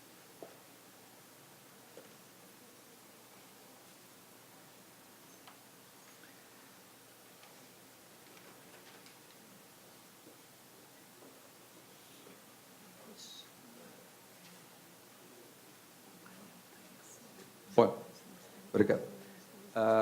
Bom, primeiro eu queria agradecer as apresentações, que foram assim, muito provocativas para a gente pensar. E queria colocar duas observações. Uma delas em relação a... E a partir tanto dos casos como das ideias que vocês propuseram para analisá-los, sugerir que há uma dimensão, a percepção dessa dimensão conflitiva na ordem social, em processos de reconstrução, ela pode nos fazer pensar sobre uma categoria que é talvez mais abrangente, que é a categoria da política, que num debate no campo da ciência política já desde os anos 70 vem se travando, que é a categoria do político, como essa categoria que dá conta da dimensão instituinte da vida social, que nunca é de uma vez para sempre, que está sempre aberta a processos de questionamento, retrocessos, derrotas, recomposições, alianças que avançam numa direção, mas não avançam em outras, etc. E, portanto, o político diz respeito não apenas ao que produz inovação na sociedade, mas também diz respeito às reações pelas quais ordens que são alteradas pretendem se reconstituir. Nesse sentido, o político e o conceito de hegemonia não tem muita distância, né? Quer dizer, toda ordem existente ela é sempre uma ordem hegemônica, no sentido de que ela não é permanente, ela não dá conta de todo o espaço das relações sociais, né? E, portanto, ela é vulnerável. Ela está sujeita a recomposições, rearticulações de forças que foram derrotadas ou neutralizadas, mas que sempre podem voltar, né? Então, acho que essa sensibilidade para o tema da conflitividade talvez nos sugira a necessidade de que nós pensemos, para além do conceito da política, que sempre remete muito a ações concretas, iniciativas concretas, etc., uma reflexão sobre essa dimensão que eu chamo do político. E isso conecta com o meu segundo ponto, é que o político nem sempre é visível do ponto de vista de estratégias de pesquisa empírica. Demanda uma certa maneira de olhar. Isso me traz, então, esse tema da invisibilidade, que também surgiu, especialmente na apresentação de Zé Vicente, né? Então, esse é o segundo ponto que eu queria colocar. Quer dizer, a invisibilidade, nesse sentido, ela não é simplesmente um defeito epistêmico. Não é porque não se sabe olhar. Quer dizer, ela é um efeito de uma situação vinculada tanto à conflitividade, no sentido de que há processos de invisibilização que são produzidos nesse conflito ou nessa disputa de posições na sociedade, portanto, deliberada invisibilização de situações, de atores, de demandas que não se quer reconhecer, que não se deseja que persistam, que não se considera legítimas, mas ela também é uma invisibilidade que é um efeito que tem a ver com a economia dos saberes, quer dizer, tanto sociais como acadêmicos. Nesse sentido, a invisibilidade ela pode ter a ver com uma cegueira que é produzida pela maneira como a gente produz conhecimento. Então, não ver que há acontecimentos, atores, até mesmo organizações que estão atuando no sentido de construir, articular formas de mudança na sociedade, pode ser simplesmente o efeito de que nosso conhecimento está sendo produzido ou construído de tal maneira que nos priva de ver esses elementos emergentes que estão aí se produzindo, etc. As nossas agendas privilegiadas de temas também produzem invisibilidade, né? De coisas que, às vezes, são tão patentes que a gente quase pode se chocar fisicamente com elas e não dar atenção, né? Então, a minha sugestão é que, nesse caso, do tema da invisibilidade, talvez nós precisemos dar atenção a alguns discursos nas humanidades que têm sido eles mesmos objeto de invisibilização. A desconstrução derridiana, o pós-marxismo lacloiano, com sua ênfase no político, na hegemonia, na articulação, as filosofias da diferença de Deleuze, Guattari, Jacques Rancière, né? E todas as formas de reconstrução dessas posições que nós encontramos, digamos, autóctonamente em vários países latino-americanos. Além disso, há saberes não científicos que as lutas sociais contemporâneas estão trazendo à tona, reclamando uma legitimidade, uma legalidade, né? E que tem muito a ver com essas emergências étnicas, tem a ver com debates civilizacionais que estão aí colocados em termos internacionais, tem a ver com esses novos discursos culturais sobre o desenvolvimento. Então, um pouco esses dois pontos que eu queria trazer, né? O da conflitividade que nos reclama uma categoria talvez mais atenta a esses processos instituintes e essas questões políticas e epistêmicas da invisibilidade. Ok, ótimo. Desculpe ter assim tentado lhe interromper, mas é porque já fui avisada que a gente tem que terminar às 10h30. Jaime, você.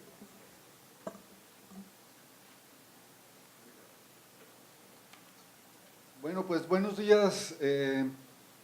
Realmente excelente la mesa, muy buenas las tres intervenciones, muy bien orientados y muchos elementos sugeridos. Yo quisiera hacerlo más rápido, igual que Nora tengo muchísimas tentaciones, pero me voy a quedar con dos. Una tiene que ver con el tema del conservadurismo, es decir,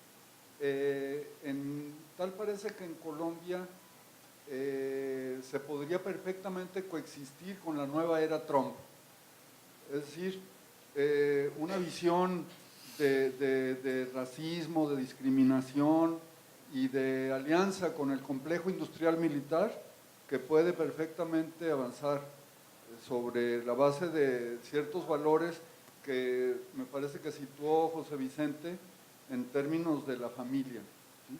La familia, esos valores cristiano-occidentales que le dan como mucha cohesión a este elemento. Entonces, Andrea, si pudieras hacer una profundización un poco de ese elemento, de cómo se ligan los poderes fácticos, es decir, el crimen organizado, el Estado, la Iglesia, y en qué términos el conservadurismo es un poco el cemento que anuda todo esto.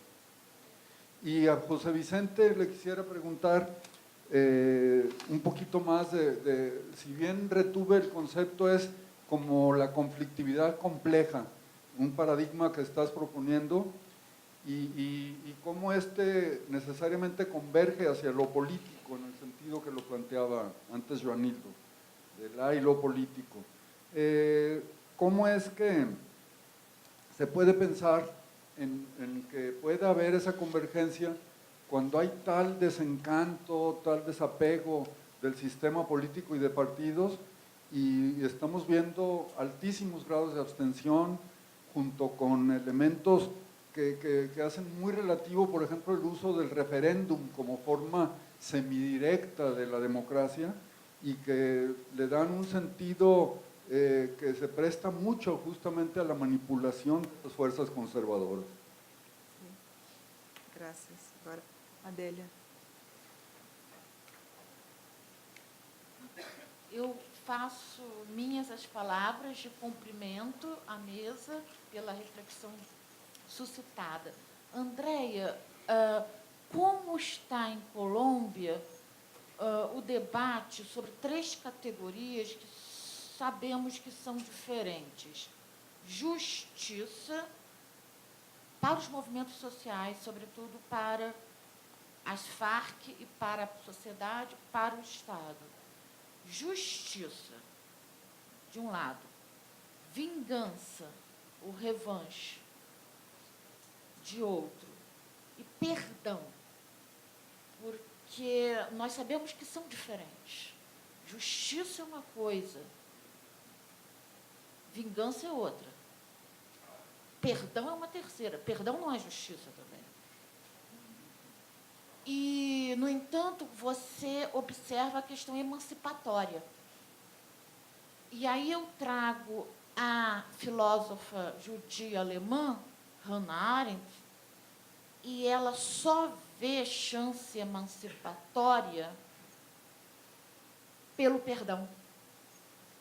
Porque só o perdão inaugura algo novo, inédito. Os demais movimentos, nós já sabemos onde vão dar, onde vão se desdobrar. Contudo, o perdão não é uma decisão. Tem uma memória de dor, uma memória histórica de dor, mortes, assassinatos. A que ponto a sociedade está madura? Isso, falar em processo de paz, exige maturidade. Muito, muito, muito forte. E para Zé Vicente, eu gostaria de aproveitar, Zé Vicente, a sua presença na mesa, porque ontem você perguntou sobre a possibilidade do diálogo entre os intelectuais do Sul, latino-americanos com africanos, com chineses, com palestinos, eventualmente, se você já consegue ver proposições nesse sentido. Obrigada. Graças. Pronto, agora acho que a Anete, para terminar. Aí eu vou pedir que a Anete seja, coitada, a última, objetiva. Eu não pedi. Aí você tem que ter tolerância. Não, eu queria só lembrar, eu não tinha pedido exatamente para falar, porque estava amadurecendo um pouco as ideias. Acho que muito rico, agradeço pela mesa belíssima. A minha pergunta, primeiro eu queria lembrar nessa discussão que a ideia do político é a ideia a política do possível. Né? Essa ideia a gente esquece como se houvesse uma certa etapas estagnadas de processos. E quando a gente fala da política do possível, a gente está se remetendo à capacidade de um equilíbrio instável que depende de forças sociais. Né? Mas essas forças sociais em negociação, eu acho que a sociedade cresceu, a gente vive se lamentando do que não conseguiu, mas a gente conseguiu muita coisa. Nessa política do possível, houve avanços importantes do ponto de vista dos movimentos sociais, né? De demandas que foram incorporadas como políticas de Estado. Né? Agora, evidentemente que nesse equilíbrio instável de forças, essas demandas podem ser ressignificadas e capturadas, reorientadas por sentidos hegemônicos de forças conservadoras que estão no poder. O que eu me pergunto, e eu gostaria de ouvir um pouco da mesa, é até que ponto, nessa esfera das possibilidades, ou da esfera da mediação do possível, quer dizer, qual a capacidade cognitiva dos movimentos sociais de ultrapassar a política do inimigo, ou a política de oposição, ou de confronto com o Estado, de entender essa possibilidade, que eu diria assim, plasmada de uma abertura possível de resultados, de entender isso, porque acho que a fala da Andréa diz muito isso. Então, a política do inimigo, eu sou contra o Estado, eu tenho convicção de que as teses alternativas, e a minha estrutura de prática, de experiência prática, é uma estrutura cognitiva da oposição, e da oposição que torna. Eu acho que a gente tem uma tradição, não só marxista, da tomada do poder, de uma alteridade ao Estado, ou seja, de uma experiência emancipatória que tem dificuldade de entender a esfera da negociação, a esfera do possível.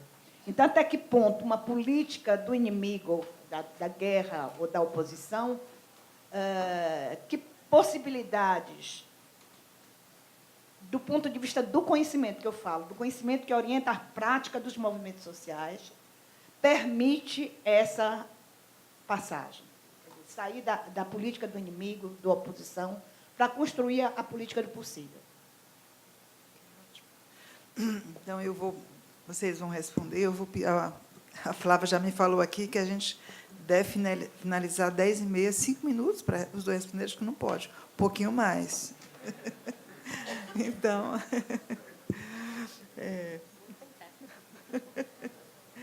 Bom, enfim, só que seja um pouco breve, porque tem as 5 outras minutos, agendas. intento. Bueno, y quizá vamos a tomar un poquitico más en lo de género que planteaba Nora, porque creo que fue una ausencia en la presentación y creo que es muy importante lo que está pasando con este tema. Uno de los, creo que de los elementos interesantes, y ahí toco con lo que planteaba Jaime, que el acuerdo logra plantear tanto el tema de género como el tema LGTBI. Y si ustedes recuerdan, como lo señalaban, el plebiscito y la dramática derrota, pues fueron 4.000 votos, pero igual fue dramática, condujo a una renegociación del acuerdo. En esa renegociación del acuerdo, los sectores conservadores lo que pidieron fue sacar todo el componente de diversidad sexual y de género. O sea, sectores retardatarios que dijeron lo LGTBI no puede ir en el acuerdo de paz. Y eso fue muy duro porque los movimientos LGTBI encontraban en el acuerdo de paz un reconocimiento de que ellos habían sido unas víctimas diferenciales del conflicto, porque particularmente los paramilitares persiguieron mucho a los homosexuales en los territorios. Y en el tema de género, yo creo que ha sido un gran aprendizaje para la sociedad, para el país, para las FARC, que de todos modos las FARC es una estructura militar que no es que propiamente se caracterizara por su gran enfoque de género, pero las mujeres guerrilleras, y particularmente aquí hay que señalarlo con nombre, Victoria Sandino, la comandante del Estado Central de las FARC, creo que se ha dado una lucha muy importante para reconocer las necesidades diferenciales entre hombres y mujeres y particularmente de las guerrilleras. Entonces yo creo que el acuerdo de paz tiene un alto componente de género, no solo para las guerrilleras que se van a reincorporar a la vida civil, sino para la sociedad en general. Cuando tú ves el tema de tierras, ahí se insiste porque en Colombia ha habido una debilidad para titular tierras a las mujeres, que la titulación tiene que hacerse directamente a las mujeres. Cuando ves el tema de participación política, que es un tema dramático cuando uno lo discute con los congresistas, ahí se dice, tiene que garantizarse la progresividad, la universalidad, la alternancia, y nos dijeron, nosotros no vamos a aprobar reforma política donde tengamos que darle 50 y 50 a hombres y a mujeres. Entonces, el acuerdo ha abierto bastante la negociación de género, es más, crea una alta instancia de mujeres para que esa alta instancia de mujeres revise toda la implementación, ¿cierto? Pero hay una dificultad todavía en la sociedad colombiana y creo que en la sociedad latinoamericana para reconocer esos órdenes patriarcales. El gobierno, cuando tú te sientes con el gobierno a negociar, a decir, tenemos que incluir lo de género, el gobierno dice, no es necesario.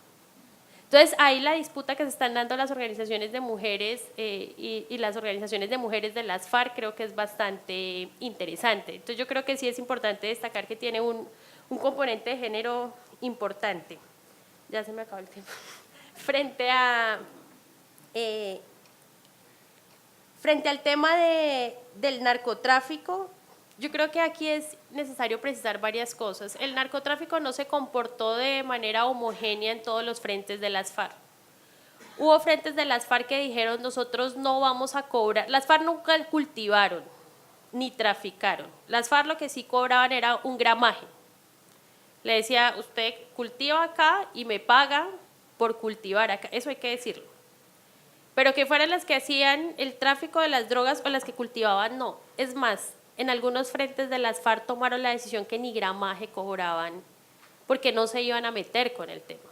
Pero en efecto, digamos, lo que quiero señalar es que el cultivo de drogas fue una fuente de financiación, pero no en la lógica como se mostró, que es que las guerrillas estaban constituidas porque eran narcotraficantes y porque era un negocio. Pero sí fue una fuente que activó la economía de la guerra de manera diferenciada de acuerdo a los frentes. Y bueno, lo último, porque ya tengo un minuto, para lo que tú preguntabas, que creo que es fundamental, de tema de justicia, venganza y perdón. Hay algo yo creo que hay algo maravilloso que ha dejado este acuerdo, y es la capacidad humana y ética de las víctimas del conflicto. Cuando uno hace el análisis territorial de cómo se votó el plebiscito, fueron los territorios epicentros de la guerra los que se manifestaron todos por el sí. Hay un municipio que es muy emblemático en Colombia, en el departamento del Chocó, que se llama Bojayá, donde las FARC, en un enfrentamiento con los militares, terminaron botando un cilindro bomba a la iglesia y murieron, no recuerdo, un poco más de 100 personas. Las FARC fueron a Bojayá a pedir perdón, y cuando uno veía los resultados electorales, el 98% de la gente en Bojayá dijo: votamos sí al acuerdo final. Entonces creo que una de las cosas simbólicamente más hermosas que ha pasado en el país es que han sido las víctimas directas de la guerra las que han dicho: hay que parar esto. Las víctimas directas de la guerra se han reunido con las FARC, con las fuerzas militares y con los paramilitares, y han dicho: estamos dispuestos a perdonar. Y ahí particularmente creo que las mujeres han jugado un papel supremamente valioso en impulsar toda la idea del perdón. Y eso ha sido tan especial porque, aunque uno pueda compartir la idea de sociedad víctima, creo que Colombia, los colombianas y los colombianos somos una sociedad víctima del conflicto. Las víctimas directas son las que más nos han enseñado, y sobre todo a grupos sociales muy retardatarios que tienen un odio más construido porque no han sido víctimas directas de la guerra, decir: hay que perdonar. Entonces yo creo que esa es una de las cosas, por eso insisto en la transformación profunda que se puede desprender con el conflicto. Y ahí entra el otro componente, y es el tema de la justicia. Yo no soy estudiosa de ese tema, los que trabajan mucho todo el tema de justicias transicionales dicen que el Acuerdo de La Habana es una cosa bastante interesante en lo que crea con la Jurisdicción Especial para la Paz. Porque dice, y nos está enseñando socialmente, que hay unas formas de construir justicia que no es la forma punitiva que nos ha enseñado la modernidad, que solo con cárcel con que se hace justicia, sino que hay unas formas de justicia profundamente reparadoras. Y es ver a las FARC en los territorios trabajando con la gente, ayudándole a construir la carretera, bueno, ayudando a decir: aquí hay otras formas de construir justicia. El problema es que hay muchos grupos sociales que no están preparados porque tienen una estructura supremamente conservadora, y para ellos la justicia es ver a las guerrillas en las peores condiciones de las cárceles de este país, y para ellos eso es justicia. Yo creo que el acuerdo está avanzando bastante ahí. Y con el elemento adicional que yo lo señalaba en la presentación y lo quiero insistir, y es que el tema de la Jurisdicción Especial para la Paz pone una variable que es muy importante para nosotros, y es el tema de la verdad, de cómo reconstruimos la verdad y cómo permitimos ver que la guerra no ha sido simplemente un asunto de los actores que llevan directamente las armas, sino que esta guerra ha estado atizada por grupos económicos, por grupos políticos, y que este proceso que se abre de Jurisdicción Especial para la Paz, porque es que lo que hace la jurisdicción es decirle: usted entra pero cuenta la verdad, usted entra y tiene los beneficios de la JEP, pero sí dice la verdad. Y decir la verdad es decirle a la sociedad colombiana quién ha sido o quiénes han sido los responsables del conflicto. Creo que eso es fundamental y ayuda mucho, porque saber la verdad ayuda a sanar las heridas, y eso las víctimas nos lo han enseñado. Y sí quisiera acá hacerle un reconocimiento a las organizaciones víctimas, porque creo que han sido muy valiosas en este momento histórico y se la han jugado, pese a los profundos daños físicos y emocionales que han sufrido, se la han jugado por este proceso.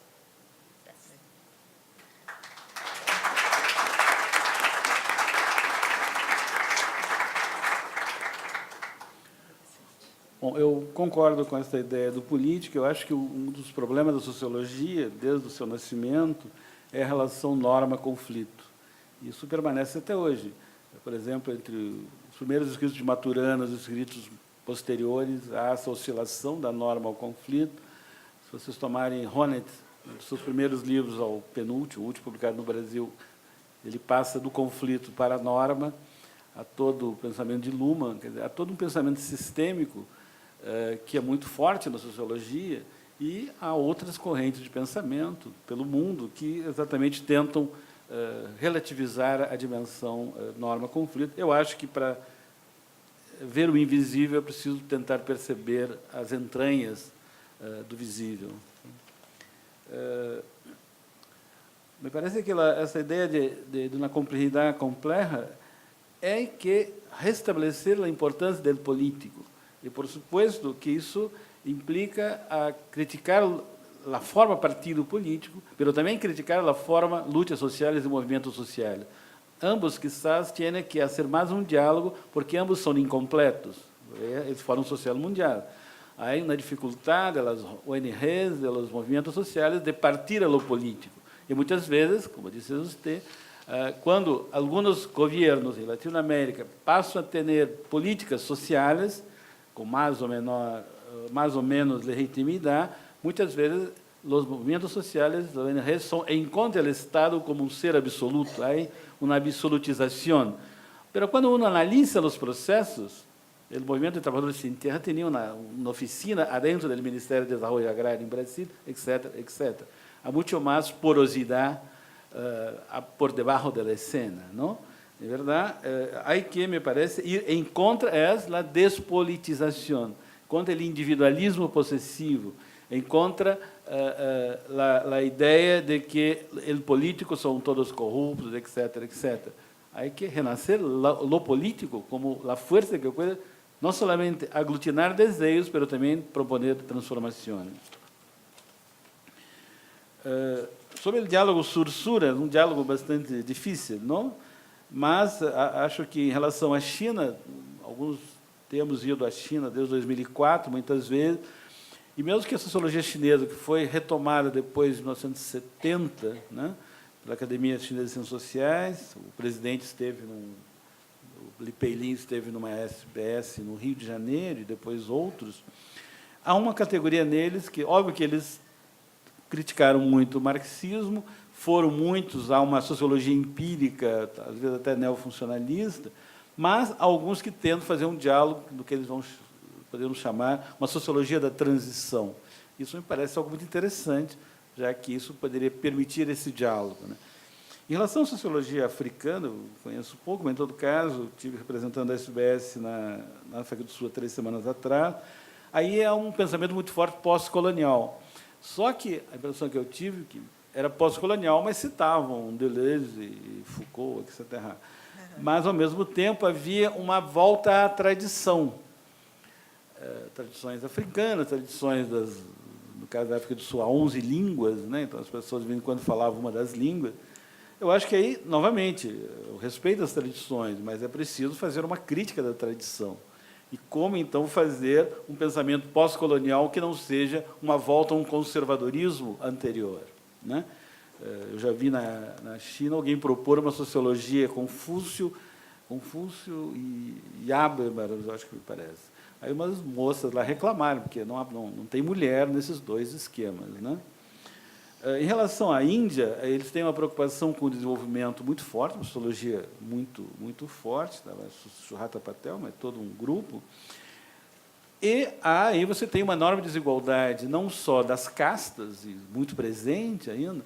Eu fiquei muito impressionado, uma professora da Universidade de Kuala Natal, de Durban,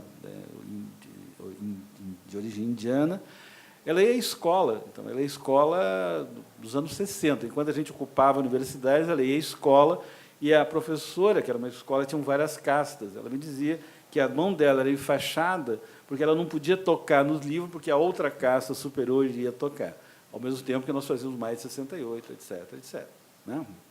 Então, tem desigualdades. Se você tomar os dados educacionais, apenas 20% das mulheres na Índia concluíram o secundário, enquanto 50% ou mais dos outros 5 países dos BRICS. Então, eu acho que... Mas, ao mesmo tempo, estados como Kerala, eles tiveram também no Porto Alegre, eles têm o Partido Comunista, tem todas as políticas sociais, toda uma política de participação. Só que é um imenso país, né? Finalmente, em relação à Rússia, eu acho que, novamente, do pós-soviético, né, há um certo abandono de um pensamento crítico, mas as próprias dificuldades da sociedade russa, eu acho que levaram a uma discussão sobre um reforço de um estado de bem-estar social. E os russos que estavam lá em Dilma falaram muito, quer dizer, você tem uma dualidade, políticas de bem-estar social com políticas neoliberais. Mas, por exemplo, se volta a discutir uma recampodenização da Rússia.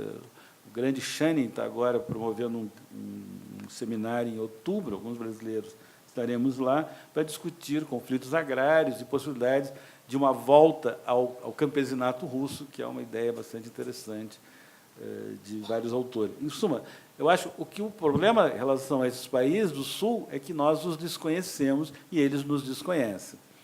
Em sendo assim, volta ao problema inicial, nós temos que construir uma língua franca. Ou voltamos ao latim do século XIV, ao latim vulgar, ou inventamos uma outra língua franca. Na minha geração era o francês, ele morreu, talvez seja o espanhol, porque ainda tem as Filipinas que falam espanhol, talvez seja o português, que ainda se fala em Goa, mas não se fala mais em Macau, ou o inglês, ou qual dos ingleses que vamos a falar para nos comunicar. É um problema. Ok, então vamos dar por terminada a mesa.